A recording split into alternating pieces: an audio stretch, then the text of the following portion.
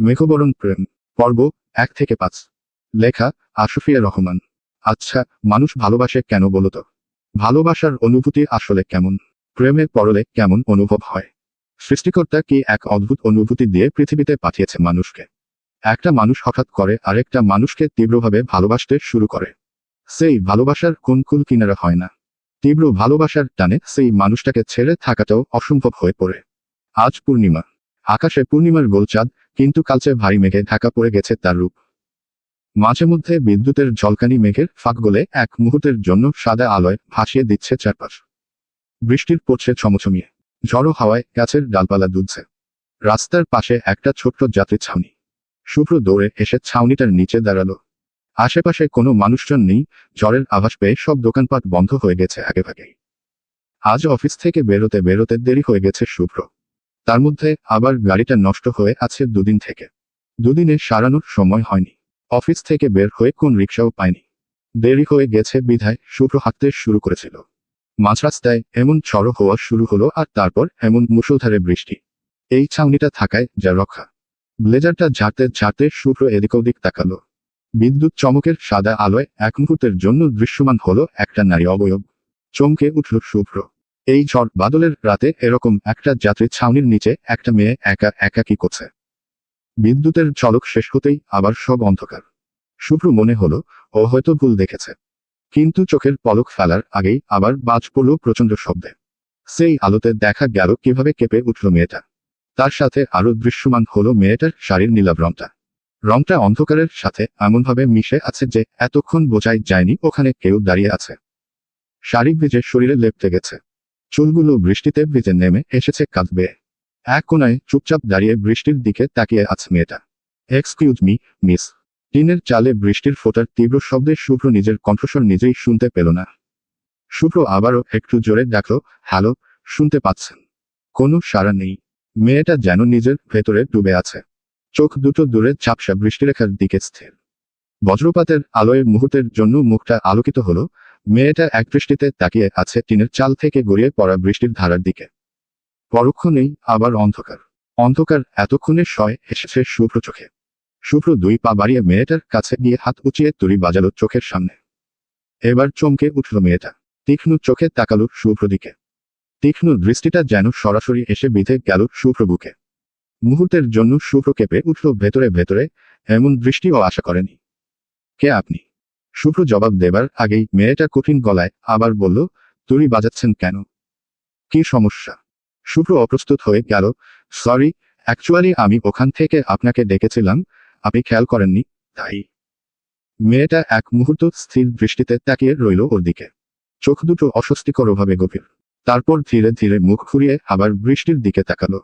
টিনের চালে ঝমঝম করে ফোঁটা ঝরছে, সেই শব্দেই যেন কথার সমাপ্তি টেনে দিল সে। শুভ্র দাঁড়িয়ে রইল কয়েক মুহূর্ত। মনে হলো মেয়েটার চারপাশে একটা অদৃশ্য দেওয়াল আছে, যেটা ভেদ করা সহজ নয়। বৃষ্টির তীব্রতা কমতে শুরু করলো এর মধ্যেই। বজ্রপাতও কমে এসেছে। টিনের চালে টুপটাপ শব্দ হচ্ছে এখনো। ভিজে মাটির গন্ধ ছড়িয়েছে, বাতাসে শীতল আর্দ্রতা। অনিন্দিতা বড় করে নিঃশ্বাস টানল। নিঃশ্বাসের সঙ্গে ভিজে মাটির সোদা গন্ধ অনেকটা টেনে নিল বুকের ভেতর। প্রশান্তিতে বুঝে এলো চোখজোড়া। মিনিট 5 মাথায় টুনটান শব্দে মোড়ের মাথায় একটা রিকশা দেখা গেল। অনিন্দিতা হাত উঁচিয়ে ডাকল রিকশাটাকে। এতক্ষণ ধরে নিঃশব্দে সঙ্গ দেয়া অপরিচিত লোকটাকে পেছনে ফেলে অনিন্দিতা রিকশায় উঠে বসল। মামা, যাইবেন না? রিকশাওয়ালার শুভ্র দিকে প্রশ্নবোধক দৃষ্টিতে তাকালো। রিকশাওয়ালার প্রশ্ন শুনে শুভ্র মেয়েটার দিকে তাকালো। অনিন্দিতা কঠিন গলায় রিকশাওয়ালাকে বলল, না। শুভ্র দিকে করুণ চোখে তাকালো রিকশাওয়ালা। আহারে বেচারা, না জানি কি দোষ করছে। বউটা মনে হয় আমার বউয়ের চাইয়াও পাশান। বিড়বিড় করতে করতে প্যাডেলে পা ঘোরালো লোকটা। বৃষ্টি ভেজা পিচের রাস্তা ধরে চলতে শুরু করলো রিকশা। রিকশাটা চোখের সামনে থেকে চলে যাবার পর শুভ্র রাস্তায় তাকিয়ে দেখল পিচের রাস্তায় অল্প অল্প পানি জমেছে। বৃষ্টির পরিষ্কার পানিতে জলজল করছে কিছু একটা। শুভ্র ঝুঁকে সেই বস্তুটা হাতে তুলে নিল। একটা রূপোর নূপুর। শুভ্র নূপুরটা উল্টে পাল্টে দেখে খানিকক্ষণ চিন্তা করল। মেয়েটা তো এই জায়গাতেই দাঁড়িয়েছিল। শুভ্র রিকশাটা যেদিকে গেছে দ্রুত সেদিকে কয়েক পা হাঁটল। রিকশাটা ততক্ষণে অদৃশ্য হয়ে গেছে ত্রিসীমানা থেকে। নূপুরটা কি করবে ভেবে পেল না শুভ্র। অন্ধকারেও জ্বলছে রূপালী রংটা। বৃষ্টি ভেজা ঠান্ডা বাতাসে শরীর কেঁপে উঠল শুভ্র। কানে এখনো বাজছে টুংটাং রিকশার ঘণ্টা, যেন দূরে মিলিয়ে যাওয়া সেই আওয়াজও নুপুরটার সাথে কোনো অদৃশ্য যোগে বাঁধা। পকেট রাখতে গিয়ে আবার থমকালো শুভ্র। মেয়েটা যদি খুঁজতে ফিরে আসে, কিন্তু দামি জিনিসটা রাস্তায় ফেলে রাখাটাও তো ঠিক হবে না। কিন্তু মেয়েটার সাথে আর কখনো দেখা হবে কি? নইলে ফিরিয়ে দেবে কি করে? চারপাশে ফাঁকা নির্জনতা, ঝড়ো রাতের পরের সাথে নীরবতা। শেষমেশ নুপুরটা ব্লেজারের পকেট ঢুকিয়ে বাসার উদ্দেশ্যে ধীরে ধীরে হাঁটতে শুরু করল শুভ্র। গত 5 মিনিট ধরে 3বার বেল বাজিয়ে বিরক্ত ভঙ্গিতে দরজার সামনে দাঁড়িয়ে আছে অনিন্দিতা। কেউ দরজা খুলছে না। কি সমস্যা? সবাই ঘুমিয়ে পড়েছেন নাকি? এভাবে ভেজা শরীরে কতক্ষণ দাঁড়িয়ে থাকবে? আজকে বাহিরে বের হওয়াটাই ভুল হয়েছে। সন্ধ্যা থেকে একটার পর একটা বিরক্তিকর ঘটনা ঘটে যাচ্ছে সমানে। সন্ধ্যার কথা মনে পড়তেই অনিন্দিতার রাগের মাত্রা বাড়ল। সন্ধ্যায় প্রীতির বার্থডে পার্টি ছিল। প্রীতি অনিন্দিতার বেস্ট ফ্রেন্ড। কলেজ লাইফ থেকে ওর সাথে পরিচয়। মেয়েটা ভীষণ মিশুকে কিন্তু শান্তশিষ্ট। ঠিক অনিন্দিতার উল্টো। অনিন্দিতা মিশুকে হলেও ওর রাগটা বরাবরই বেশি। সন্ধ্যায় প্রীতির বার্থডে পার্টিতে কেক কাটার পর গিফট দেওয়ার পর্ব শেষ হতেই হঠাৎ করে ওদের আরেক ফ্রেন্ড সাইম যখন সবার সামনে ওকে প্রপোজ করে বসল, তখন প্রথমে হতভম্ব হলেও হতভম্বের মাত্রা কাটিয়ে ওঠার সাথে সাথেই সাইমের গালে ঠাস করে কষিয়ে একটা চড় মেরেছে অনিন্দিতা। এতদিনের বন্ধুকে এভাবে কখনোই ভাবতে পারেনি ও। তারপরেই কারোর সাথে কোন কথা না বলে বেরিয়ে এসেছে প্রীতি বাসা থেকে। প্রীতি পেছনে থেকে ডেকেছিল অনেকবার। কথা ছিল প্রীতির গাড়ি পৌঁছে দেবে অনিন্দিতাকে। অনিন্দিতা দাঁড়ায়নি। কোন কথা না শুনে সোজা বেরিয়ে এসেছে, যার ফলস্বরূপ ফেসে গেছিল ঝড় বৃষ্টির মধ্যে। অনিন্দিতা আরেকবার বেল বাজিয়ে হাত সরিয়ে নেবার আগেই দরজা খুললেন রাবেয়া বেগম। মেয়ের দিকে তাকিয়ে রীতিমতো আঁতকে উঠলেন তিনি। এভাবে বৃষ্টিতে ভিজেছিস কেন? তোর না প্রীতির গাড়িতে আসার কথা? অনিন্দিতা কিছু না বলে গম্ভীর মুখে ভেতরে ঢুকল। জুতো জোড়া শেলফে ঢুকিয়ে চুপচাপ চলে গেল নিজের রুমে। রাবেয়া বেগম মেয়েকে বিরক্ত করলেন না। মেয়ের মেজাজ খারাপ বোঝাই যাচ্ছে। এখন প্রশ্ন করলে আরো রেগে যাবে। তিনি রান্নাঘরে ঢুকলেন রাতের খাবারের বন্দোবস্ত করতে। রাত প্রায় 11টার কাছাকাছি। অনিন্দিতা গোসল সেরে শাড়ি পাল্টে একটা সুতির জামা পরল। অনেক সময় বৃষ্টিতে ভিজে থাকার কারণে মাথাটা ভার ভার লাগছে। জ্বর আসবে নাকি? বিছানায় বসে তোয়ালে দিয়ে ভেজা চুল মুছতে মুছতে পায়ের দিকে চোখ যেতেই অনিন্দিতা দেখল ওর ডান পায়ের নুপুরটা নেই। থমকে গেল ও। এটা বাবার দেয়া শেষ স্মৃতি। কোথায় পরল নুপুরটা? অনিন্দিতা তাড়াতাড়ি উঠে বাথরুম ঘরের মেঝে ভালো করে দেখল। কোথাও নেই। প্রীতির বাসায় খুলে পড়েছে কি? যাওয়ার সময়ও তো ছিল। কিন্তু যদি রাস্তায় পড়ে যেয়ে থাকে তাহলে? এবার কান্না পেল অনিন্দিতার। বাবার শেষ স্মৃতিটা এভাবে হারিয়ে গেল। বাবা নিজের হাতে পরিয়ে দিয়েছিলেন নুপুরটা। চোখের পাতা ভিজে উঠল ওর, আটকাতে পারল না কান্নাটা। কান্না গলায় ফিসফিস করল, বাবা, আমি হারিয়ে ফেললাম তোমার শেষ স্মৃতিটা। শুভ্র শাওয়ার নিয়ে বের হলো। টি শার্ট গায়ে জড়াতে জড়াতেই শুভ্র মা সোনালী বেগম এলেন কফি নিয়ে। আজ এত দেরি হলো যে?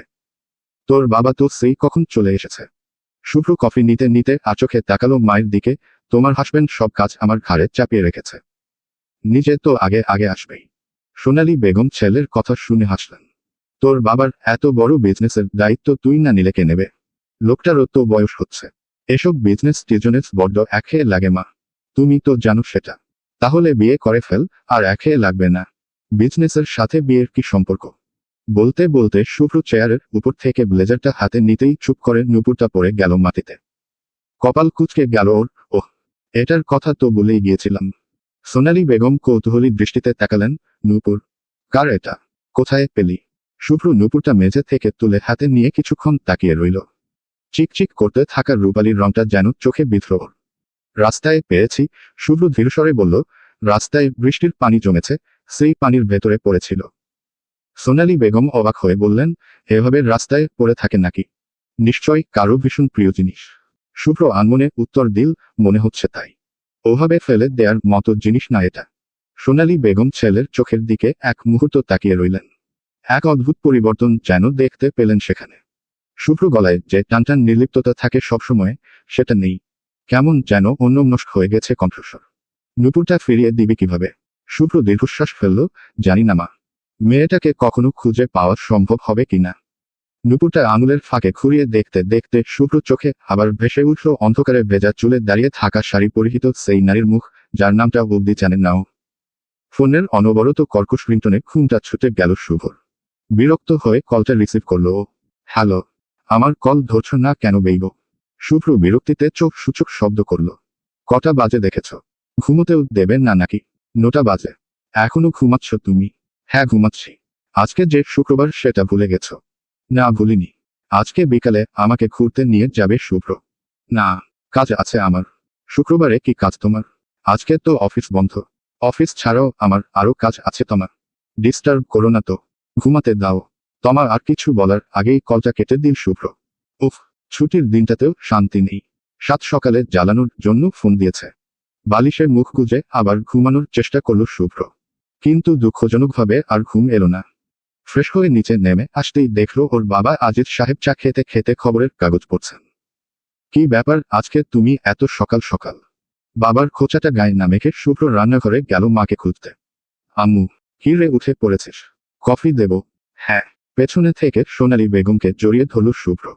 সোনালী বেগম হাসলেন, কি ব্যাপার? আমার ছেলেটা আজকে সকাল সকাল বাচ্চামো করছে যে। বড় হতে ইচ্ছে করেন না আম্মু। ছোটবেলায় ভালো ছিল। সোনালী বেগম ঘাড় ঘুরিয়ে ছেলের দিকে তাকিয়ে বললেন, শোনো ছেলের কথা। বিয়ে করার বয়স হয়ে গেছে, কদিন পরে নিজেই বাচ্চার বাপ হয়ে যাবি আর এখন বলছিস নিজেই বাচ্চা হয়ে থাকতে চাস। আর ওর বাচ্চা দুটোকেই ওর বউ একসাথে পালবে, সমস্যা কি? আজিজ সাহেব ফোন কাটলেন মাঝখানে। কোনো সমস্যা নেই। মাকে ছেড়ে শুভ্র টেবিলে এসে বসো। আমার বউয়ের যদি সমস্যা না থাকে তাহলে আর কার কি সমস্যা? আজিজ সাহেব গম্ভীর মুখ করে খবরের কাগজ ভাঁজ করে রাখলেন। বউ কোথায় পাবে? তোমার মাকে মেয়ে দেখতে বলেছ? শুভ্র কফিতে চুমুক দিয়ে গম্ভীর ভঙ্গিতে মাথা নাড়ল। না। সোনালী বেগম কফির মগ শুভ্রর সামনে দিয়ে বললেন, ভাবছি মেয়ে দেখা শুরু করব। বয়স তো কম হলো না। কবে পর্যন্ত শুধু ঘুমাবে আর অফিস করবে? শুভ্র বিরক্ত হলো এবার। আম্মু, সকাল সকাল আবার এসব বিয়ে শাদী নিয়ে পড়লে কেন? বিয়েটা কি পড়াশোনার মতো? সময় মতো পরীক্ষা দিতে হবে। আজিজ সাহেব গলা খাকারি দিয়ে বললেন, পড়াশোনার মতো না হলেও দায়িত্ব তো বটেই। সময় মতো না করলে পরে অনেক ঝামেলা, বুঝলে? শুভ্র দীর্ঘশ্বাস ফেলল। দায়িত্ব? দায়িত্ব? সবকিছুতেই শুধু দায়িত্ব। আমি কি রোবট নাকি? সোনালী বেগম মুচকি হেসে ছেলের দিকে তাকালেন। বিয়ের নাম শুনলেই তোর ব্যাটারি ডাউন হয়ে যায়, শুভ্র। শুভ্র গম্ভীর মুখে কফিতে চুমুক দিল। এখনই তো ছুটির দিনেও শান্তিতে ঘুম জোটে না। সকাল সকাল ফোন দিয়ে একজন ঘুম ভেঙে দিল, এখন আবার তোমরা? আজিজ সাহেব ভ্রু উঁচিয়ে তাকালেন। কে ফোন দিয়েছে? শুভ্র একটু কেশে এড়িয়ে গেল। কেউ না, অফিসেরই কল। সোনালী বেগম সঙ্গে সঙ্গে ধরে ফেললেন। শুক্রবারে আবার অফিস থেকে কল করে নাকি? কে মেয়েটা, নাম বল দেখি। শুভ্র চুপ করে রইল। এরই মধ্যে টেবিলে রাখা মোবাইলটা বেজে উঠল। স্ক্রিনে ভেসে উঠল, তমা কলিং। আজিজ সাহেব ও সোনালী বেগম জনেই একসাথে বলে উঠলেন, ওহ, এই হলো সেই অফিসের কল। শুভ্র মাথায় হাত দিয়ে বিড়বিড় করল, একেই বলে মরার উপর খাড়ার ঘা। তারপর ফোনটা হাতে তুলে বিরক্ত মুখে বলল, সকাল সকাল তোমরা আমার পিছে পড়লে কেন বলতো? আজিজ সাহেব হাসি চেপে বললেন, আচ্ছা, এখন ধরো না ফোনটা। শুনি অফিসে কোন সমস্যা হয়েছে নাকি? শুভ্র ফোনটা সাইলেন্ট করে টেবিলে উল্টো করে রাখল। ধরতে ইচ্ছে করছে না, একটু শান্তিতে কফি খেতে দাও তো। আজিজ সাহেব গম্ভীর ভঙ্গিতে বললেন, ফোন না ধরলে পরে কিন্তু অফিস, মানে তমা, আরো রাগ করবে। শুভ্র বিরক্ত হয়ে চোখ বড় বড় করল। আব্বু, প্লিজ। সোনালী বেগম হেসে উঠলেন, আরে, আমরা কিছু বলিনি তো। কিন্তু মা হিসেবে আমার অধিকার আছে জানার, কে বারবার কল দিচ্ছে আমার ছেলেকে। ঠিক তখনই ফোনটা আবার কেঁপে উঠল। শুভ্র ফোনটা উল্টে দেখল, এবারও স্ক্রিনে স্পষ্ট ভেসে উঠেছে, তমা কলিং। আজিজ সাহেব খোঁচা মারলেন, এবার না ধরলে মনে হয় বাড়িতেই চলে আসবে। শুভ্র দীর্ঘশ্বাস ফেলে বিড়বিড় করল, একদম সিনেমার ভিলেনের মতো হয়ে গেছো তোমরা। ফোনটা হাতে তুলে অবশেষে রিসিভ করল শুভ্র। হ্যালো। ওপাশ থেকে তমার ক্ষিপ্ত গলা, এতক্ষণে ফোন ধরলে? কি করছো তুমি? তখন ওভাবে কল কেটে দিলে কেন? শুভ্র এক চোখে বাবা মাকে আরেক চোখে ফোনের স্ক্রিনে তাকিয়ে ফেসে গেল একেবারে। ও গম্ভীর গলায় বলল, তোমাকে না বললাম আমি ঘুমাচ্ছি, ডিস্টার্ব করো না। আবার কল দিয়েছ কেন? তুমি কি আবার আমাকে ইগনোর করছো? শুভ্র এক হাত দিয়ে কপাল চেপে ধরল। প্লিজ তমা। সামনে বসে থাকা বাবা মার দিকে তাকালো ও। আজিজ সাহেব কাগজে মুখ গুজে রেখেছেন। আর সোনালী বেগম কান খাড়া করে রেখেছেন এদিকেই। শুভ্র গলা নামিয়ে ফিসফিসিয়ে বলল, ইগনোরের কথা আসছে কোথা থেকে? আমি আসলেই ঘুমাচ্ছিলাম। আজিজ সাহেব জোরে কেসে উঠলেন এবার। শুভ্র মুখ লাল হয়ে গেল। তাড়াতাড়ি ফোনটা কানে চেপে উঠে দাঁড়ালো, তাড়াহুড়ো করে চলে গেল বারান্দায়। অনিন্দিতার প্রতিদিন তাড়াতাড়ি ওঠার অভ্যাস। কিন্তু আজ এখনো মেয়েটা ওঠেনি দেখে রাবেয়া বেগম মেয়ের ঘরে এলেন ডাকতে। গালে হাত স্পর্শ করতেই চমকে উঠলেন তিনি। গা পুড়ে যাচ্ছে জ্বরে। তড়িঘড়ি করে জলপট্টি দেবার ব্যবস্থা করলেন। ওষুধের বক্স খুঁজে দেখলেন জ্বরের ঔষধ নেই। ছোট ছেলে অর্ককে পাঠালেন ফার্মেসিতে থেকে ওষুধ আনতে। অর্ক ঔষধ আনতে আনতে অনিন্দিতাকে ডেকে তুললেন তিনি। কিছু না খেয়ে তো ঔষধ খাওয়া যাবে না। জলপট্টি দিয়ে গায়ের তাপমাত্রা কিছুটা কমেছে। অনিন্দিতাকে খাইয়ে দিতে দিতে রাবেয়া বেগম জিজ্ঞেস করলেন, কালকে বিজলি কি করে বলতো? যাওয়ার সময় বারবার বললাম ছাতাটা নিয়ে যা, কথা তো শুনিস না একটাও। যাওয়ার সময় তো আকাশ খারাপ ছিল না, শুধু শুধু ছাতা নেব কেন? খেতে খেতে জবাব দিল। তারপর আবার বলল, মা, আমার ডান পায়ের নুপুরটা হারিয়ে গেছে। কি করে হারালো? জানি না। যাবার সময়ও তো ছিল। রাতে বাসায় এসে দেখি নেই। কোথাও পড়ে গেছে মনে হয়। অনিন্দিতার ঠোঁট উল্টালো। প্রীতিকে ফোন করে জিজ্ঞেস করেছিস ওর বাসা পড়েছে কিনা? না, এটা তো মাথাতেই আসেনি। আচ্ছা, আমি জিজ্ঞেস করব। খাওয়া শেষ হতে হতেই অর্ক ঔষধ নিয়ে এলো। আপু, তোমার ঔষধ। ঔষধটা খেয়ে অনিন্দিতা আবার শুয়ে পড়ল। মাথা ব্যথা করছে। রবিবারে ভার্সিটিতে অ্যাসাইনমেন্ট জমা দেবার ডেট আছে। সেগুলো শেষ করতে আবার ওর আরেক বান্ধবী ইরার বাসায় যেতে হবে। প্রীতিও আসবে সেখানে। তখনই বরং প্রীতিকে জিজ্ঞেস করা যাবে নুপুরটা ও পেয়েছে কিনা। বিকেল নাগাদ কিছুটা সুস্থ বোধ করতেই অনিন্দিতা ইরার বাসার দিকে বেরোলো। দুবার বেল বাজতেই ইরা দরজা খুলল। উচ্ছ্বসিত গলায় বলল, ওহ, অসুস্থ মেয়েও চলে এলো। সত্যিই তোমার ডেডিকেশন দেখে অবাক হই। অনিন্দিতা হাসল। আরে, অ্যাসাইনমেন্ট না দিলে স্যার রেহাই দেবে? জ্বর টর ওনার কাছে কোনো অজুহাতই না। তাছাড়া এমনিতেও জ্বরটা কেটে গেছে। তবে মাথা ধরেছে। তাহলে তোকে আগে গরম চা খাওয়াবো, তারপর অ্যাসাইনমেন্ট নিয়ে বসবি, বলে ইরা টেনে ভেতরে নিল ওকে। ঘরের ভেতরে যেতেই দেখা গেল প্রীতি বসে আছে বই নিয়ে। মাথা তুলে অনিন্দিতাকে দেখেই ভ্রু কুঁচকাল। অসুস্থ শরীরের না আসলে চলছিল না। কারো একটা কথা যদি তুমি শোনো। কাল কত করে বললাম অনু গাড়িটা নিয়ে যা, কোন কথাই শুনল না সে। হনহন করে বেরিয়ে গেল। শেষে কি হলো? বৃষ্টির মধ্যে পড়ে জ্বর বাঁধিয়ে বসলেন। অনিন্দিতা হাসল। এসে থেকে দম নেবার সুযোগও দিবি না নাকি? এসে এখনো বসতে পারলাম না, আর তোর অভিযোগের লিস্ট শুরু হয়ে গেছে। ইরা ওদের দুজনের দিকে তাকালো। প্রীতি, ওকে অন্তত বসতে তো দে। বেচারার শরীর ভালো না। তিনজনেই গোল হয়ে বসল ওরা। টেবিলের উপর বই, নোটার ল্যাপটপ ছড়ানো। ইরা ট্রেতে ধোয়া ওঠা চা নিয়ে এলো। প্রীতি চায়ে চুমুক দিতে দিতে হঠাৎ অনিন্দিতার দিকে তাকিয়ে বলল, কি রে, তোর আরেক পায়ের নুপুর কই? অনিন্দিতা মুখ কুঁচকে বলল, হারিয়ে গেছে। কাল রাতে বাসায় এসে দেখি নেই। প্রীতি ভুরু কুঁচকে কিছুক্ষণ ভাবল, গতকাল যখন আমার বাসা থেকে বের হচ্ছিলি তখন তো দেখলাম তোর পায়ে ছিল। পরের রাস্তায় পড়ে গেছে নাকি? তাই বোধ হয়। ইরা হেসে বলল, বাহ, এত দামি জিনিসটা হারালো মুখে এতটুকু দুঃখ নেই দেখি। অনিন্দিতা দীর্ঘশ্বাস ফেলে বলল, দুঃখ নেই কে বলল, কিন্তু এখন মাথা ব্যথা করছে ভীষণ, তাই ওটা নিয়ে বেশি ভাবতে পারছি না। ইরা অনিন্দিতার কপালে হাত রেখে ভ্রু কুঁচকাল। আরে, এখনো তো জ্বর আছে, অথচ তুই এসেই আবার পড়াশোনা করতে চাইছিস। ইরার কথা শুনে প্রীতিও কপালে হাত রেখে দেখল সত্যিই জ্বর আছে। ও মুখ গম্ভীর করে বলল, অনু, তোর জ্বর এখনো পুরোপুরি যায়নি। এটা নিয়ে পড়তে বসলে অবস্থা আরো খারাপ হবে। অনিন্দিতা হেসে মাথা নাড়ল। আরে, এমন জ্বর নিয়ে আমি অসুস্থ হই না। একটু মাথা ধরেছে, এর জন্যই এমন লাগছে। ইরা বিরক্ত হয়ে ট্রেন নামিয়ে রাখল। সবসময় জেদ করবি না তো অনু। তোকে বলেছি রেস্ট নিতে, তুই রেস্ট নিবি ব্যাস। আয় আমার সাথে। প্রীতিও যোগ করল, একদম ঠিক বলছে ইরা। কাল কথা না শুনেই এমন জ্বর বাঁধিয়েছিস, আজ আবার সেই একই কাণ্ড করতে চাইছিস। অনিন্দিতা এবার বিরক্ত স্বরে বলল, আরে কি শুরু করলি তোরা? আমি ঠিক আছি। অ্যাসাইনমেন্টটা শেষ করি, তারপর যা ইচ্ছা করবি। ইরা ওর হাত টেনে দাঁড় করালো। প্রীতিও দেরি করল না। উঠে দাঁড়িয়ে অনিন্দিতার ব্যাগটা তুলে নিল। চল, গেস্ট রুমে। অনিন্দিতা ভ্রু কুঁচকালো। আরে, এ তো দেখছি আচ্ছা জ্বালা হলো। আমাকে আইসোলেশনে পাঠাতে চাইছিস তোরা? ইরা হাসল এবার। আইসোলেশন না, রেস্ট। তুই এক্ষুনি গিয়ে শুয়ে পড়বি, বাকিটা আমরা সামলে নেব। নো চাপ। তারপর আর সময় নষ্ট না করে অনিন্দিতার হাত ধরে গেস্ট রুমের দিকে নিয়ে গেল। অনিন্দিতা ওদের দিকে তাকিয়ে অসহায় দৃষ্টি দিল। তোরা দেখি সত্যিই আমাকে সিরিয়াস রোগী বানিয়ে ফেললি। গেস্ট রুমে এসে অনিন্দিতা বিছানায় শুয়ে পড়ল। মাথা ভারী হয়ে আছে, চোখ আধো বুজে আসছে। ইরা কম্বল টেনে দিল ওর গায়ে। প্রীতি বলল, শোন, আমরা ওই রুমে আছি। দরকার হলে কল দিস। তবে এখন একটু নড়াচড়া করবি না। অনিন্দিতা হালকা গলায় বিড়বিড় করল, তোরা না বুঝেই আমাকে জোর করছিস, বলেই চোখ বুজে ফেলল ও। মাথা ব্যথায় চোখ খুলে রাখা যেন দায় হয়ে পড়েছে। কলিং বেল টিপতেই ভেতর থেকে পায়ের শব্দ এলো। মুহূর্ত পরেই দরজা খুললেন সুস্মিতা বেগম। আরে শুভ্র, তুই? শুভ্র মৃদু হাসল। কেমন আছো খালাম্নি? আম্মু পাঠালো আমাকে। এই যে ধরো, কি কি জানি হাবিজাবি পাঠিয়েছে তোমার বোন। তোর মাকে আর কি বলবো? এসব না করলে তো ভদ্রমহিলা আবার শান্তি পান না। ভেতরে আয় তুই। শুভ্র হাত থেকে ব্যাগ নিয়ে সুস্মিতা বেগম ভেতরে গেলেন। শুভ্র ভেতরে টুকতে টুকতে বলল, এই বর্ষাতেও গরম কমছে না। আবহাওয়াও তিরিং বিরিং শুরু করেছে। উফ, খালামণি আমি ফ্রেশ হতে যাচ্ছি। টুকটুকি কই? ওর বান্ধবীরা এসেছে, সেখানে ব্যস্ত। তুই ফ্রেশ হ আগে। শুভ্র মাথা নেড়ে গেস্ট রুমের দিকে এগোলো। কিন্তু দরজা ঠেলে ভেতরে পা দিতেই ভূত দেখার মতো চমকে উঠল ও। ও কি ভুলে অন্য কোথাও চলে এসেছে নাকি?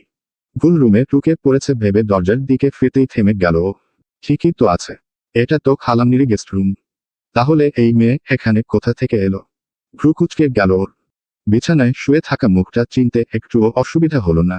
এটা তো সেই মেয়েটা, কাল রাতে ওর সাথে বৃষ্টিতে আটকে পড়েছিল। শুভ্র অবাক হয়ে কিছুক্ষণ দরজাতেই দাঁড়িয়ে রইল। অনিন্দিতা তখন গভীর ঘুমে। শুভ্র পা টিপে টিপে বিছানার দিকে এগোলো। কাল রাতে মেয়েটাকে দেখে কেমন রাগী রাগী মনে হয়েছিল। এখন ঘুমন্ত অবস্থায় একটা ছোট্ট বাচ্চার মতো লাগছে। ফর্সা নাকের ডগাটা লাল হয়ে আছে। মেয়েটার চোখের পাপড়িগুলো বেশ বড়। শুভ্র অবচেতনে একটু ঝুঁকে তাকালো। নিজের অজান্তেই ঠোঁটের কোণে হাসি ফুটে উঠল ওর। কাল কেমন কঠিন গলায় কথা বলছিল, আর এখন দেখো, মুখে কাঠিন্যের কোনো ভাব নেই। একেবারে নিরীহ বাচ্চা। শুভ্র চোখ কিছুক্ষণ আটকে রইল অনিন্দিতার মুখে। হাতটা অজান্তেই এগিয়ে গেল নাকের ডগায় লালচের রংটা ছুঁয়ে দেখতে। পিটপিট করে লাল চোখ মেলে তাকালো মেয়েটা। শুভ্র চমকে উঠে হাত সরিয়ে সোজা হয়ে দাঁড়ালো। অনিন্দিতার চোখ লাল হয়ে আছে। জ্বরের ঘোরে আধভাঙা দৃষ্টিটা সরাসরি পড়ল শুভ্র মুখে। ওর ঠোঁট নড়ে উঠল ফিসফিসে স্বরে, আব্বু, তুমি এসেছ। শুভ্র ভ্রু কুঁচকালো। চোখের পলক ফেলতে ভুলে গেল কিছুক্ষণ। কি বলছো তুমি? অনিন্দিতা ধীরে ধীরে কম্বলের নিচ থেকে হাতটা বাড়াল। মাথায় হাত বুলিয়ে দাও না আব্বু, ছোটবেলায় যেমন দিতে। শুভ্র হতভম্ব হয়ে নিঃশব্দে দাঁড়িয়ে রইল। কি করবে বুঝে উঠতে পারল না। অনিন্দিতা আবার ডাকল, দেবে না আব্বু? মেয়েটার কণ্ঠের অসহায় শূন্যতাটা উপেক্ষা করা কঠিন। বিছানায় বসে ধীরে ধীরে হাত বাড়িয়ে ওর মাথায় হাত রাখল শুভ্র। আঙুলগুলো আলতো করে চুলে বুলিয়ে দিল। অনিন্দিতা চোখ বন্ধ করে ফেলল তৎক্ষণাৎ। ঠোঁট নরল কাঁপতে কাঁপতে, জানো আব্বু, তোমার দেওয়া নূপুরটা না, আমি হারিয়ে ফেলেছি। খুঁজে পাচ্ছি না। তুমি কি রাগ করবে? কথাগুলো বলতে গিয়ে বন্ধ চোখের কার্নিশ বেয়ে জল গড়ালো মেয়েটার। শুভ্র এবার পুরোপুরি হতভম্ব হয়ে গেল। হাত বাড়িয়ে চোখের জলটা মুছে দেওয়ার আগেই আবার লাল চোখ মেলে তাকালো মেয়েটা। বলো না, তুমি রাগ করলে? শুভ্র দুদিকে মাথা নাড়ল। বোঝালো ও রাগ করেনি। অনিন্দিতা এবার ঠোঁট উল্টালো, তাহলে তুমি আমাকে জড়িয়ে ধরছো না কেন? শুভ্র এবার চোখ বড় বড় করে তাকালো। গলা শুকিয়ে এলো ওর। এ মেয়ে তো নিজের অজান্তেই সর্বনাশের খেলায় নেমেছে। নিজেও মরবে, সাথে শুভ্রকেও মারবে। অনিন্দিতা এখনো ঠোঁট উল্টে ছলো ছলো চোখে তাকিয়ে আছে। মনে হচ্ছে শুভ্র যদি ওকে এখন এই মুহূর্তে জড়িয়ে না ধরে তাহলে বাচ্চাদের মতো ভা করে কেঁদে ফেলবে। শুভ্র একটা গভীর নিঃশ্বাস নিল। হাতটা অগোচরেই মুঠো হয়ে গেল ওর। কি করবে কিচ্ছু বুঝে উঠতে পারল না। কিসের মধ্যে ফেসে গেল ও? ওর কি এখন খালাম্নি বাইরাকে ডাকা উচিত? অনিন্দিতা গলা ভারী করে আবার বলল, তার মানে তুমি সত্যিই আমার সাথে রাগ করেছ? মিথ্যে বললে আমাকে? মেয়েটার চোখের কার্নিশ বেয়ে জল গড়াচ্ছে। শুভ্র অসহায় দৃষ্টিতে অনিন্দিতার দিকে তাকালো। তারপর হাত বাড়িয়ে ওর পাতলা শরীরটা নিজের প্রশস্ত বক্ষে চেপে ধরল। মেয়েটা ততক্ষণে সর্বশক্তি দিয়ে চাপতে ধরেছে ওকে। প্রশস্ত বুকটায় মুখ গুজে একটা লম্বা নিঃশ্বাস টানল। শুভ্র শরীর কাঠ হয়ে গেল মুহূর্তেই। কি করছে মেয়েটা? নিজের পায়ে নিজেই কুড়াল মারতে চাইছে নাকি? কড়া পারফিউম আর পুরুষালী কোলনের গন্ধ মিলেমিশে অনিন্দিতার জ্বরের ঘোরটা আরো বাড়ল যেন। শুভ্র বুকে মুখ গুজে রেখেই অনিন্দিতা ফিসফিস করে বলল, তোমার শরীর থেকে সুন্দর একটা গন্ধ আসছে। বলেই শার্টের ওপর দিয়ে নাক ঘষল বুকে। শুভ্র দাঁতের দাঁত চেপে সামলালো নিজেকে। তারপর বলল, তোমার গায়ে তো অনেক জ্বর। তুমি বালিশে শো, আমি ইরাকে ডাকছি, ঠিক আছে? অনিন্দিতা ওভাবে থেকেই বলল, আরেকটু থাকি। তুমি তো সবসময় আসো না। শুভ্র বুকটা ভারী হলো এবার। কষ্ট হলো মেয়েটার জন্য। তারপর আস্তে করে অনিন্দিতাকে বালিশে শুয়ে দিল, আমি এখানে আছি। কোথাও যাচ্ছি না, তুমি চোখ বন্ধ করো। চোখ বন্ধ করলে চলে যাবে না তো? না, যাব না। শুধু ইরাকে ডেকে আনবো। আচ্ছা, ইরাকে ডেকে আনো। আমি ইরাকে বলি যে আমি তোমার সাথে বাসায় চলে যাচ্ছি। শুভ্র দীর্ঘশ্বাস ফেলে বিছানা থেকে উঠে দাঁড়ালো। অনিন্দিতার গায়ের কম্বলটা ঠিক করে দিয়ে বেরিয়ে গেল ঘর থেকে। শুভ্র ইরার ঘরের দরজায় নক করল। ইরা দরজা খুলে শুভ্রকে দেখে উচ্ছ্বসিত গলায় বলল, তুমি কখন এলে ভাইয়া? কিছুক্ষণ আগে। গেস্ট রুমে কে? তোর বান্ধবী। হ্যাঁ, ওর জ্বর এসেছে, তাই রেস্ট করতে পাঠিয়েছিলাম। শুভ্র একটু ইতস্তত করল, জ্বর মনে হয় বেড়েছে, ঘরের মধ্যে আবল তাবল বকছে। ইরা চমকে উঠল, কি বলছো? জ্বর বেড়েছে? ঘরের দরজায় দাঁড়িয়ে কথা বললেও ভেতর থেকে প্রীতি এতক্ষণ সবই শুনতে পাচ্ছিল। অনিন্দিতার জ্বরের কথা শুনতাই ও তৎক্ষণাৎ উঠে এসে ইরার পেছনে দাঁড়ালো, চিন্তিত মুখে বলল, ইরা, থার্মোমিটারটা নিয়ে চল তো ওর কাছে। ওরা যখন রুমে এলো অনিন্দিতা তখন প্রায় ঘুমিয়ে পড়েছে। প্রীতি ওর পাশে বসে আস্তে করে ডাকল, অনু। অনিন্দিতা জোর করে চোখ খুলল, হু, জ্বরটা মাপতে হবে, মুখ খোল। অনিন্দিতা বিনা বাক্যব্যয়ে মুখ সামান্য খুলল। প্রীতি ইরার হাত থেকে থার্মোমিটারটা নিয়ে ওর মুখে দিল। সুস্মিতা বেগমও ততক্ষণে এ ঘরে এসেছেন। মেয়েটার এত জ্বর এলো কি করে? ইরা, জানি না মা, ও যখন এসেছিল তখন তো এত জ্বর ছিল না। সামান্য গা গরম আর মাথা ব্যথা ছিল দেখে আমি আর প্রীতি ওকে এখানে রেস্ট করতে রেখে গিয়েছিলাম। ওর মাকে একটা ফোন দেওয়া দরকার না? ভাবি টেনশন করছেন বোধহয়। না আন্টি, ফোন দিলে আন্টি অযথাই টেনশন করবেন। তার চেয়ে আমরা ওকে একেবারে বাসায় পৌঁছে দিয়ে আসি। তোমরা একা ওকে নিয়ে পারবে নাকি? সুস্মিতা বেগম তারপর শুভ্রকে উদ্দেশ্য করে বললেন, শুভ্র, তুই একটু ওদের সাথে যেত। শুভ্র এতক্ষণ চুপচাপ দাঁড়িয়ে ওদের কথোপকথন শুনছিল। খালামনির কথায় চমকে উঠল, হ্যাঁ, আমি তোকেই তো বলছি। গাড়ি নিয়ে এসেছিস? না, গাড়ি নষ্ট হয়েছে, মেকানিকের কাছে। তাহলে সিএনজি দিয়ে যা। তোর খালুও তো গাড়িটা নিয়ে বেরিয়েছে। প্রীতি থার্মোমিটারে দেখল জ্বর 103 ডিগ্রি ফারেনহাইট। অনেকটা বেশি। এ অবস্থায় ওকে বাসায় দিয়ে আসাটাও কঠিন। আর বাসায় না গেলেও সমস্যা। রাবেয়া বেগম চিন্তায় অস্থির হয়ে পড়বেন। ইরা শুভ্র হাত টেনে ধরল, ভাইয়া প্লিজ চলো। অনুর শরীরটা বেশি খারাপ, আমরা দুজন ওকে নিয়ে পারবো না। শুভ্র মাথার ভেতর তখনও অনিন্দিতার আগের কথাগুলো ঘুরছে, তাহলে তুমি আমাকে জড়িয়ে ধরছ না কেন? ওর বুকটা হঠাৎ যেন চাপা পড়ে আসছিল। ইরার টানটান গলায় বলা, ভাইয়া প্লিজ চলো, কথাটা শুভ্রকে বাস্তবে ফিরিয়ে আনলো। ও হকচকিয়ে চারপাশে তাকালো, তারপর অনিন্দিতার দিকে। মেয়েটা প্রায় অচেতন হয়ে বিছানায় শুয়ে আছে, মুখটা শুকিয়ে গেছে। নিজের অজান্তেই একবার নিঃশ্বাস আটকে গেল ওর। কিছুক্ষণ একদৃষ্টে তাকিয়ে রইল মেয়েটার দিকে, যেন নিজের ভেতরের অস্থিরতা থামানোর চেষ্টা করছে। তারপর গলা খাকড়ি দিয়ে সোজা হয়ে দাঁড়ালো, আচ্ছা, ঠিক আছে, চল দেখি কিভাবে নিয়ে যাওয়া যায়। প্রীতি স্বস্তির নিঃশ্বাস ফেলল, গাড়ি না থাকলেও সমস্যা নেই, সিএনজিতে উঠিয়ে নিলেই হবে। সুস্মিতা বেগম এবার চিন্তিত গলায় বললেন, কিন্তু ওর অবস্থা তো বেশ খারাপ। রাত বিরেতে হঠাৎ করে যদি কিছু হয়, ভাবি একা মানুষ সামলাবে কিভাবে? তার চেয়ে সরাসরি বাসায় না দিয়ে আগে কোনো ডাক্তারের কাছে নিয়ে যা শুভ্র। শুভ্র খালামনির কথার মানে বুঝো, হ্যাঁ, সেটাই বেটার। আগে কোনো ক্লিনিকে নিয়ে যাই, ডাক্তার দেখানো দরকার। ইরা তাড়াহুড়ো করে মাথা নাড়ল, ঠিক আছে ভাইয়া, আমরা রেডি হই। তুমি নিচে নেমে সিএনজি ঠিক করো। শুভ্র বাইরে বেরিয়ে এল, কিন্তু বুকের ভেতর তখনও ঘূর্ণিঝড়ের মতো অনিন্দিতার আবল তাবল কথাগুলো বাজছে। তাহলে তুমি আমাকে জড়িয়ে ধরছ না কেন? আরেকটু থাকি। তুমি তো সবসময় আসো না। গলা শুকিয়ে এলো শুভ্র। ও মাথা ঝাঁকিয়ে তাড়াতাড়ি সিঁড়ি বেয়ে নামল। শুভ্র নিচে নেমে সিএনজি ঠিক করল। কিছুক্ষণ পর ইরা আর প্রীতি অনিন্দিতাকে দুই পাশে ধরে দোতলা থেকে সিঁড়ি বেয়ে নামিয়ে আনল। শুভ্র মাঝপথে এসে ওকে কোলে তুলে নিল। ওর জ্বরের ঘোরে চোখ হাত খোলা, মাথাটা দুলে দুলে শুভ্র কাঁধে এসে ঠেকল। সিএনজিতে বসে শুভ্র অনিন্দিতাকে নিজের সাথে ঠেসে ধরে রাখল, যাতে হঠাৎ ঝাঁকিতে পড়ে না যায়। ইরা চিন্তিত মুখে ওর কপালে হাত রাখল, ওর শরীর তো পুড়ে যাচ্ছে ভাইয়া, এত জ্বর। শুভ্র গম্ভীর গলায় বলল, চিন্তা করিস না, ঠিক হয়ে যাবে। ওর নিজের ভেতরেও কেমন অদ্ভুত অস্থিরতা তৈরি হচ্ছিল। মেয়েটার অসহায় অবস্থা দেখে বুকটা ভারী হয়ে উঠছিল। ক্লিনিকে পৌঁছেই শুভ্র কাউন্টারে গিয়ে রেজিস্ট্রেশনের ঝামেলা সারল। নার্স এসে অনিন্দিতাকে হুইল চেয়ারে বসিয়ে ভেতরে নিয়ে গেল। ডাক্তার আসতে দেরি হওয়ায় শুভ্র করিডোরে এদিক ওদিক হাঁটছিল। ইরা আর প্রীতি চুপচাপ বসেছিল চেয়ারে। কিছুক্ষণ পর ডাক্তার এলো, 104 ডিগ্রি ফিভার। শরীর দুর্বল হয়ে গেছে, ডিহাইড্রেশনের মতো অবস্থা। একটা স্যালাইন দিতে হবে, সাথে ইনজেকশন। রাতে অবজারভেশনে রেখে দেয়াই ভালো। প্রীতি হকচকিয়ে গেল, রাতে এখানে থাকতে হবে? ডাক্তার মাথা নাড়ল, হ্যাঁ, জ্বর একদম কমে না আসা পর্যন্ত বাসায় নেওয়া ঠিক হবে না। ইরা নিঃশ্বাস ফেলল, তাহলে থেকে যাওয়াই ঠিক। ডাক্তার চলে গেলে প্রীতি বলল, কিন্তু আন্টিকে জানাতে হবে না।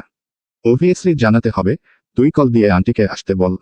শুভ্র অনিন্দিতার কেবিনের বাইরে দাঁড়িয়ে আছে। অনিন্দিতাকে ভেতরে বেডে শুয়ে স্যালাইন সেট করা হলো। ওর নিস্তেজ হাতের শিরায় সূচ ঢোকানো দেখে শুভ্র বুকটা আবার মোচড় দিয়ে উঠল। চোখ সরাতে পারছিল নাও। কোনো অদ্ভুত টান যেন ওকে আটকে রেখেছে মেয়েটার কাছে। নার্স স্যালাইন ঝুলিয়ে দিয়ে বেরিয়ে গেল। ঘরটা হালকা অন্ধকার। অনিন্দিতা ফ্যাকাশে মুখে চোখ বন্ধ করে শুয়ে আছে। স্যালাইনের নল বেয়ে ধীরে ধীরে নামছে তরলতা। শুভ্র বাইরে করিডোরে দাঁড়িয়েই সব দেখছিল। ঠিক তখনই প্রীতি দরজা ঠেলে বেরিয়ে এল, বলল, ভাইয়া, আপনি ভেতরে আসছেন না কেন? বাইরে দাঁড়িয়ে আছেন এতক্ষণ ধরে। শুভ্র একটু ইতস্তত করে মাথা চুলকালো, না, মানে, ভেতরে গেলে ওর হয়তো অস্বস্তি লাগবে। ইরা ভেতর থেকে শুনে এগিয়ে এলো, কপাল কুঁচকে বলল, অস্বস্তি কেন হবে? তুমি তো আমাদের আপনজন। ভেতরে এসে বসো, আমরা আন্টির সাথে কথা বলে আসি। কথা শেষ না হতেই প্রীতি যোগ করল, হ্যাঁ, আমরা দুজন যদি বের হই তাহলে ওকে কে দেখবে ভাইয়া? অন্য একা থাকবে কিভাবে? শুভ্র কিছু বলতে গেল, কিন্তু ওরা দুজন আর সুযোগ দিন না। জোর করে শুভ্রকে ভেতরে ঢুকিয়ে দিয়ে বেরিয়ে গেল নিজেরা। শুভ্র ভেতরে এসে বেডের পাশের চেয়ারটায় বসল। অনিন্দিতার নিস্তেজ হাতটা বালিশের পাশে পড়ে আছে, তাতে ক্যানোলা লাগানো। ও এক মুহূর্ত চেয়ে থাকলো হাতটার দিকে, তারপর আস্তে করে নিজের হাত দুটো হাঁটুর ওপর রাখলো, যেন আটকাচ্ছে নিজেকে। অল্পক্ষণ পরেই অনিন্দিতা অচেতন স্বরে অস্পষ্ট কিছু শব্দ করল। শুভ্র ঝুঁকে শুনতে চেষ্টা করলো ও কি বলছে। বু, তুমি চলে যেও না। শুভ্র বুকে ধাক্কা খেল আবার। মেয়েটা কেন বারবার এভাবে ডাকছে? অনিন্দিতা চোখ বন্ধ করে নিঃশ্বাস ফেলছে, মাঝে মাঝে ঠোঁট দুটো কেঁপে কেঁপে উঠছে। শুভ্র তাকিয়ে থাকতে থাকতে মনে মনে ভাবল, প্রায় অপরিচিত মেয়েটার সাথে আমার এভাবে জড়িয়ে পড়াটা একদমই ঠিক হচ্ছে না, কিন্তু কেন যেন দূরে যেতেও পারছি না। অনিন্দিতা আবারও বিড়বিড় করে কিছু একটা বলতেই শুভ্র ঝুঁকে পড়ল। আস্তে করে বলল, শোনো, আমি তোমার আব্বু না। আধো আধো চোখ মেলে ফাঁকা দৃষ্টিতে তাকালো অনিন্দিতা। কপাল কুঁচকে ফিসফিস করল, তুমি আমার আব্বু না। শুভ্র মাথা নাড়ল। তাহলে তুমি কে? শুভ্র বুকের ভেতর শব্দ উঠল ধুকধুক করে। ও এক মুহূর্ত থমকে থেকে জবাব দিল, আমি শুভ্র, ইরার ভাই। অনিন্দিতার চোখ পিটপিট করল দুবার, যেন কথাটা বোঝার চেষ্টা করছে। তারপর আবার ফিসফিস করে বলল, তুমি সত্যি শুভ্র? শুভ্র হ্যাঁ সূচক মাথা নাড়ল। অনিন্দিতার কপাল কুঁচকে গেল আবারও, কিন্তু তোমার চোখে তো চশমা নেই। শুভ্র অবাক হয়ে থমকাল, চশমা? অনিন্দিতা আধচেতনে মাথা নাড়ল, চোখ হাত খোলা রেখেই বিড়বিড় করল, হ্যাঁ, শুভ্র তো সবসময় চশমা পরে। তোমার চশমা কোথায়, শুভ্র? শুভ্র প্রথমে অবাক হলেও এবার ব্যাপারটা বুঝতে পেরে একটু হাসল, তারপর নরম গলায় বলল, কিন্তু আমি তো চশমা পরি না। হুমায়ুন আহমেদের শুভ্র কাছে চশমা আছে। আমি তো সেই শুভ্র না, আমি অন্য শুভ্র। অনিন্দিতা ভুরু কুঁচকে চোখ পিটপিট করল, যেন ওর কথাটা মেনে নিতে পারছে না। অন্য শুভ্র বলতে বলতে ওর গলা কেঁপে গেল, ঠোঁট আবার কেঁপে উঠল। জ্বরের ঘোরে কান্নার সুর মিশে গেল গলায়। শুভ্র, তুমি চলে যাবে না তো? শুভ্র নিঃশ্বাস ফেলে মেয়েটার কাছে ঝুঁকল, খুব আস্তে করে বলল, না, যাব না। আমি এখানেই আছি। মেয়েটা এবার একটা ছোট্ট দীর্ঘশ্বাস ছেড়ে আবার চোখ বুজল। শুভ্র চেয়ারে হেলান দিয়ে বসল, বুকের ভেতর অদ্ভুত চাপা ঝড় বয়ে যাচ্ছে ওর। অনিন্দিতা ওভাবে চোখ বন্ধ রেখেই হাতটা আবার আলগোছে নাড়ল, যেন কিছু খুঁজছে। শুভ্র গভীর নিঃশ্বাস নিয়ে হাতটা বাড়িয়ে দিল, আস্তে করে ওর আঙুলের ভেতর গুজে দিল হাতটা। অনিন্দিতার ঠোঁটে এবার নিস্তেজ হাসি ফুটল। অনিন্দিতা তৃপ্ত নিঃশ্বাস ফেলল, চোখ বন্ধ করে বিড়বিড় করল, এবার ঠিক আছে, এখন তুমি আর যাবে না। শুভ্র তাকিয়ে রইল নিস্তেজ মুখটার দিকে। মেয়েটা গভীর ঘুমে ঢলে পড়ল, কিন্তু ওর হাতটা ছাড়ল না। ধরে রাখল শক্ত করে, যেন ছেড়ে দিলেই শুভ্র চলে যাবে। রাবেয়া বেগম হন্তদন্ত হয়ে কেবিনে ঢুকলেন। পিছে পিছে ঢুকল অর্ক, ইরা আর প্রীতি। শুভ্র আলগোছে অনিন্দিতার হাতটা ছাড়িয়ে উঠে দাঁড়ালো। রাবেয়া বেগম মেয়ের কাছে এসে অস্থির হয়ে কপালে হাত ছোঁয়ালেন। জ্বর বোধ হয়ে কিছুটা কমেছে। তারপর ইরা আর প্রীতির দিকে তাকিয়ে জিজ্ঞেস করলেন, আজকের রাতটা কি এখানেই থাকতে হবে? হ্যাঁ আন্টি, ডাক্তার তো তাই বলল। রাবেয়া বেগম এবার শুভকে খেয়াল করলেন। শুভ্র সালাম দিল ওনাকে, আসসালামু আলাইকুম আন্টি। ওয়ালাইকুম আসসালাম। তুমি ইরার ভাই? জি আন্টি। তোমাদেরকে যে কি বলে ধন্যবাদ দেব বাবা। ইরা এগিয়ে হেলো রাবেয়া বেগমের কাছে। এভাবে বলছো কেন আন্টি? অনু আমাদের বান্ধবীর চেয়ে বেশি বোন। ওর পাশে আমরা থাকবো না তো কে থাকবে? রাবেয়া বেগম ইরার পিঠে হাত বুলিয়ে অনিন্দিতার দিকে তাকালেন, মেয়েটা এত জেদি হয়েছে, কি বলবো। কোনো কথা শুনে না, নিজের যা বুঝবে তাই। বিকেলে আমি বারবার নিষেধ করলাম, যেও না, এই জ্বর গায়ে নিয়ে বের হইও না। কোন কথা যদি শুনে সে? প্রীতি যোগ দিল ওনার সাথে, কথা না শুনেই তো নিজের এই অবস্থা করেছে। কালকে আমার বাসা থেকে যখন বের হলো, আমি বারবার বললাম গাড়িটা নিয়ে যেতে। কোন কথা না শুনে হনহন করে বের হয়ে গেল। তারপর মাঝ রাস্তায় বৃষ্টির মধ্যে ফেসে গেল। ইরা বলল, আমার বাসায় আসার পর যখন দেখলাম গায়ে এখনো জ্বর, রেস্ট করতে বললাম, কিন্তু না, সে রেস্ট করবে না, তার এখনই অ্যাসাইনমেন্ট করা লাগবে। পরে আমি আর প্রীতি জোর করে শুয়েছিলাম। তারপর হঠাৎ করে জ্বর কি করে যে এত বাড়ল। শুভ্র চুপচাপ দাঁড়িয়ে অনিন্দিতার বিরুদ্ধে সবার অভিযোগ শুনছিল। অনিন্দিতার ওপর সবাই যখন অভিযোগের ঝড় তুলছে, সেসব শুনে বেশ অবাক হয়েছে ও। জেদি, এতটা জেদি হতে পারে মেয়েটা। সেদিনও তো বৃষ্টির ভেতর কেমন চোখমুখ শক্ত করে দাঁড়িয়েছিল। শুভ্র মাথা নাড়ল। তখনই ওর দৃষ্টি পড়ল অর্কর দিকে। ছেলেটা এক কোনায় গম্ভীর মুখে দাঁড়িয়ে আছে, কিছু বলছে না। শুভ্র এগিয়ে গেল ওর কাছে। তুমি? আমি অর্ক, অনিন্দিতা আপু ছোট ভাই। শুভ্র অবাক হয়ে তাকালো। অনিন্দিতা? অনিন্দিতার নামটা প্রথম শুনল ও। এতক্ষণ সবাই অনু বলে ডাকছিল, পুরো নামটা শুভ্র একবারও শোনেনি। ওর বুকের ভেতর যেন হালকা ধাক্কা লাগলো। যার হাত ধরে রেখেছিল কিছুক্ষণ আগেই, তার নামটাও এই পর্যন্ত জানতো না। নামটা বার কয়েক মনে মনে আওড়ালো। অনিন্দিতা, নামটা কি ওর মতোই দৃঢ় শোনাচ্ছে। অনিন্দিতা। শুভ্র আস্তে করে নামটা উচ্চারণ করলো। তোমরা সবাই ওকে অনু বলে ডাকো। অর্ক মাথা নাড়ল। হ্যাঁ। ও সবসময়ই কি এমন এগুয়ে? অর্ক ছোট্ট করে উত্তর দিল, হ্যাঁ, সবসময়। ওর মতো পাল্টানো খুব কঠিন। শুভ্র তাকালো মেয়েটার দিকে। গভীর ঘুমে আচ্ছন্ন এখন সে। ভাইয়া, বাসায় যাবে না? ইরার কণ্ঠে ফিরে তাকালো শুভ্র। হ্যাঁ, যাব, চল। রাবেয়া বেগমের কাছ থেকে বিদায় নিয়ে শুভ্র, ইরা বেরিয়ে পড়ল। প্রীতিও কাল আসবে বলে চলে এলে রয়ে গেল রাবেয়া বেগম আর অর্ক। অনিন্দিতার জ্বর নেমে গেল মাঝরাতে। গরমে হাঁসফাঁস করে উঠে বসল ও। অন্ধকার ঘরটা অপরিচিত থেকেছে। মৃদু আলোয় আশেপাশে তাকিয়ে অনিন্দিতা বুঝল এটা হসপিটাল। অবাক হলো মেয়েটা। এখানে কিভাবে এলাম আমি? অনিন্দিতা উঠে বসতে গিয়ে হাতে টান খেল।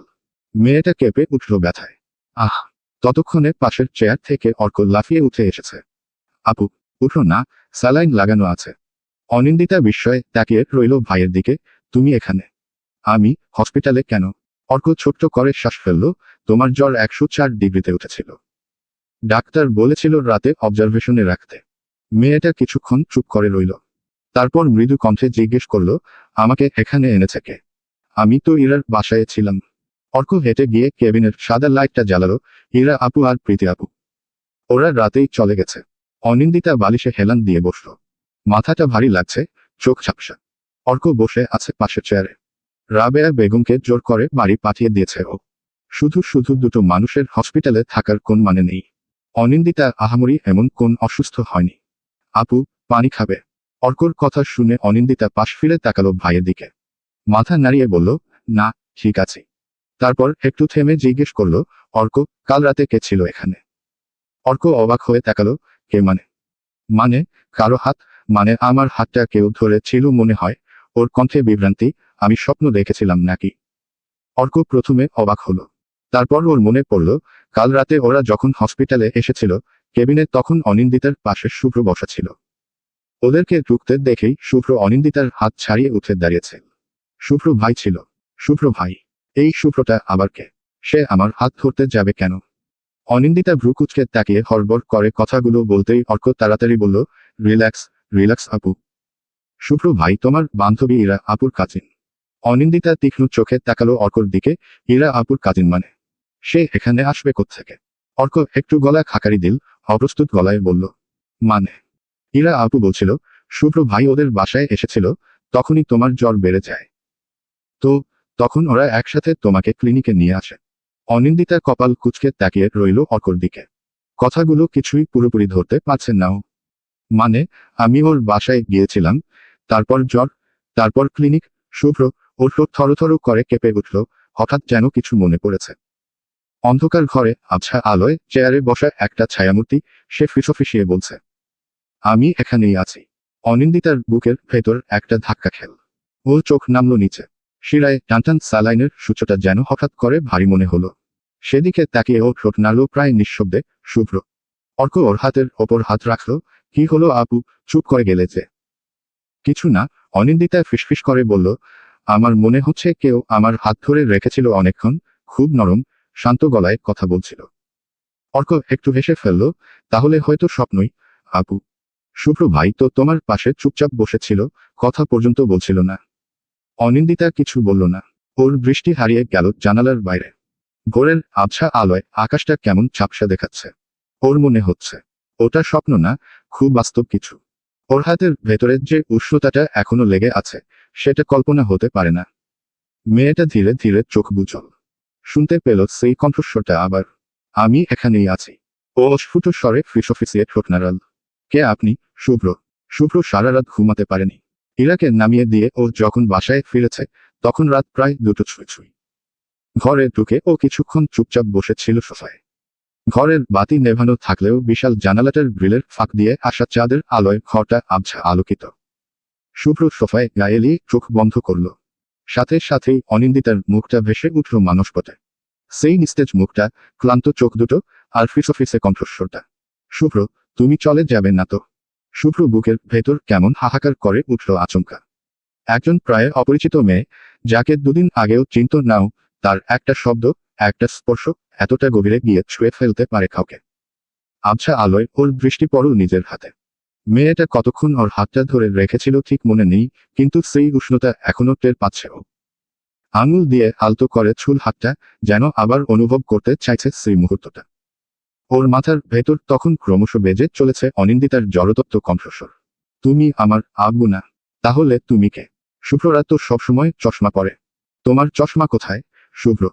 ওর ঠোঁটে অজান্তেই একরাশ মৃদু হাসি ফুটে উঠল।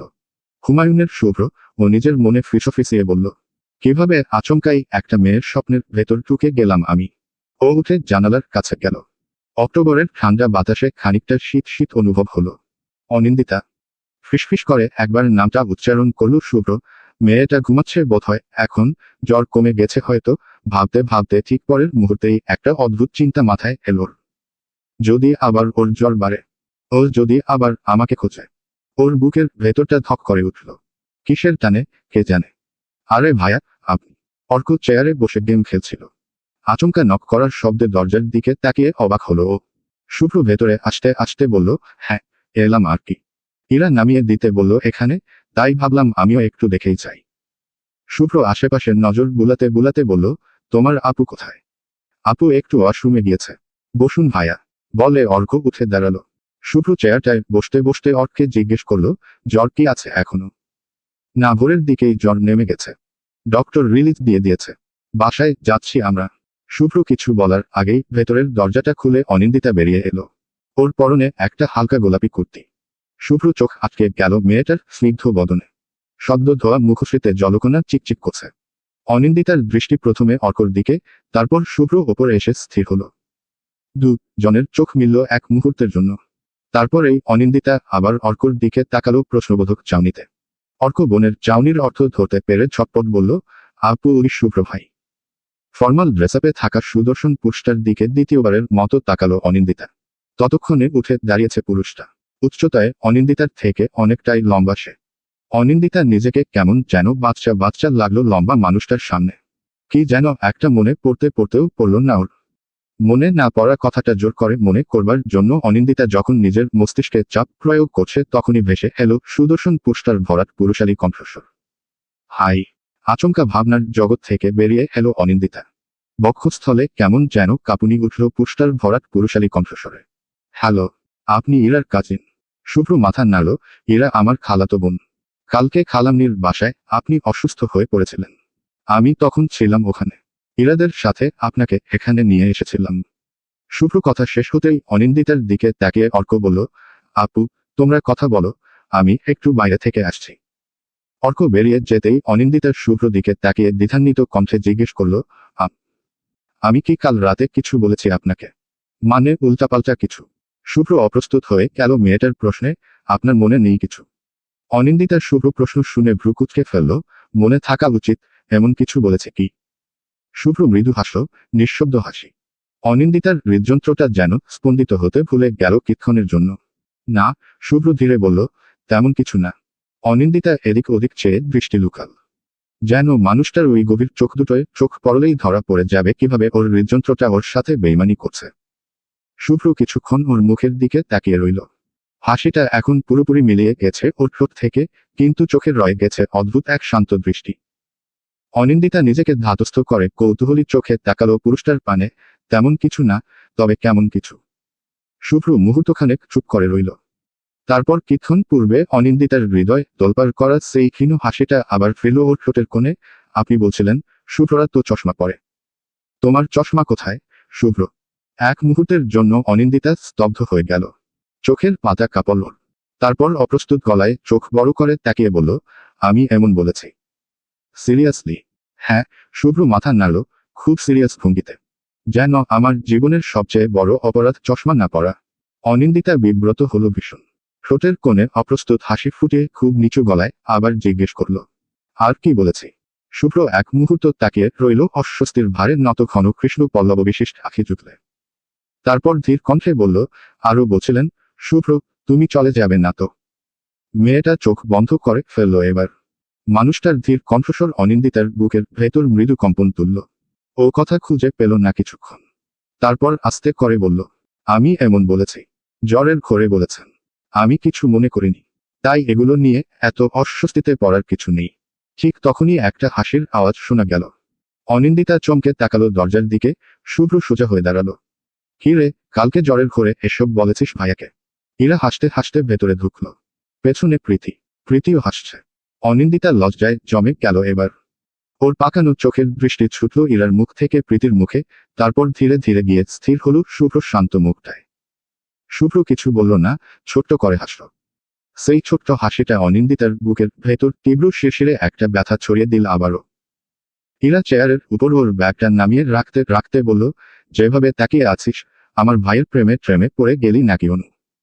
ইরা ইরা অনিন্দিতা তীব্র চোখে তাকালো ওর দিকে, একদম বাজে কথা বলবি না। ইরা ঠোঁট কামড়ে হাসিটা চাপতে চেষ্টা করলো, তারপর নিরীহ মুখ করে বলল, বাজে কথা হতে যাবে কেন?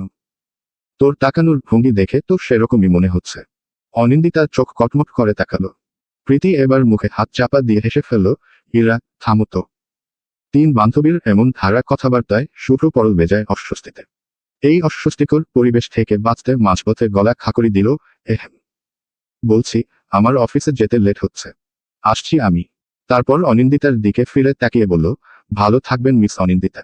নিজের খেয়াল রাখবেন। অহেতুক জেদ বজায় রাখতে গিয়ে নিজের ক্ষতি করবেন না। অনিন্দিতা হালকা করে মাথা নাড়ল। শুভ্র বেরিয়ে যেতেই কেবিনের বায়ুচাপটা যেন হঠাৎ বদলে গেল। গোয়েন্দার মতো ওকে ঘিরে ধরল দুই বান্ধবী। যেন কোনো অপরাধের সাক্ষীকে জেরা করতে যাচ্ছে। দুজন মিলে একসাথে বলে উঠল, কি ব্যাপার মিস অনিন্দিতা? অনিন্দিতা থতমত খেয়ে তাকালো ওদের দিকে, কোথায় কি? ইরা অনিন্দিতার দিকে চোখ ছোট ছোট করে তাকালো। ভাইয়া যখনই সকালে এখানে আসতে চাইল, আমি তখনই বুঝেছিলাম ডাল মে কুচ কালা তো জরুর হে। ইরার কথার অর্থ বুঝতে পেরে অনিন্দিতা এবার আগুন চোখে তাকালো, সকাল সকাল এসব ফালতু কথা বলার জন্য এসেছিস তুই? তারপর প্রীতির দিকে ঘুরে বলল, প্রীতি তুইও। যাক বাবা, আমি আবার কি করলাম? এতক্ষণ ইরার সাথে তাল মেলালেও এখন হঠাৎ করেই প্রীতি অবুঝ সাজার ভান করল। ইস, ছি ছি ছি, তোদের জন্য উনি আমাকে কি না কি ভাবলেন আল্লাহই জানেন। অনিন্দিতা মাথা নাড়ল দুপাশে। ইরা দুষ্টুমি ভরা চোখে তাকিয়ে বলল, তোর এই উনিটা আমার ভাই। চিন্তা করিস না, আমি বুঝিয়ে বলবো ভাইয়াকে। বলেই চোখ টিপল। অনিন্দিতা চোখ বড় বড় করে অমনি তেরে হেলো ইরার দিকে, আর একটা উল্টাপাল্টা কথা বললে আজকে তোর একদিন কি আমার একদিন, ইরা। প্রীতি ইরার সামনে এসে দাঁড়ালো তাড়াতাড়ি। আরে আরে অনু, তুই সিরিয়াস হয়ে যাচ্ছিস কেন? আমরা তো মজা করছি। তোদের এই মজার চক্করে যে আমার বেইজ্জতি হলো, তার বেলা। অনিন্দিতার গলায় বেজায় ক্ষোভ। আরে অনু, রিল্যাক্স। ভাইয়া অমন মানুষ নয়। ও আমাদের এসব কথা পাত্তাই দেয়নি। আর তাছাড়া ভাইয়ার তো গার্লফ্রেন্ড আছে, গার্লফ্রেন্ডের জ্বালায় অতিষ্ঠ জীবনে এসব ছোটখাটো কথা পাত্তা দেওয়ার সময় কোথায় ওর? ইরার কথাগুলো শুনতায় আচমকা অনিন্দিতার মাথায় যেন বিনা মেঘে বজ্রপাত হলো। সব কথা বাদ দিয়ে ইরার বলা ওই অর্ধেক লাইনটাতেই আটকে গেল ও। ভাইয়ার তো গার্লফ্রেন্ড আছে। অবিশ্বাসের দৃষ্টিতে কিছুক্ষণ ইরার দিকে তাকিয়ে রইল ও। খানিক পরে নিজের মনে মাথা নাড়িয়ে চোখ সরিয়ে ফেলল অন্যদিকে। ও এত অবাক হচ্ছেই বা কেন? এমন একজন সুদর্শন পুরুষের গার্লফ্রেন্ড থাকাটা আহামরি আশ্চর্যের কিছু নয়। বরঞ্চ না থাকলেই ব্যাপারটা আশ্চর্যের হতো। আপু, বাসায় যাবে না? অর্কর কণ্ঠে অনিন্দিতা চমকে বাস্তবতায় ফিরল। আমি রেডি, চল চাই। চলো, এরিকের ফর্মালিটিস ডান। অনিন্দিতার কণ্ঠস্বর প্রাণহীন। শুভ্র ভাইয়ের গার্লফ্রেন্ডের কথাটা শোনার পর থেকেই অনিন্দিতার চোখ মুখে যে সূক্ষ্ম পরিবর্তনটা এসেছে সেটা চোখ এড়ায়নি প্রীতির। তবে ও প্রকাশ করল না সেটা। অনিন্দিতাদের সাথে নিঃশব্দে ত্যাগ করল হসপিটালের কেবিন। Two be continued.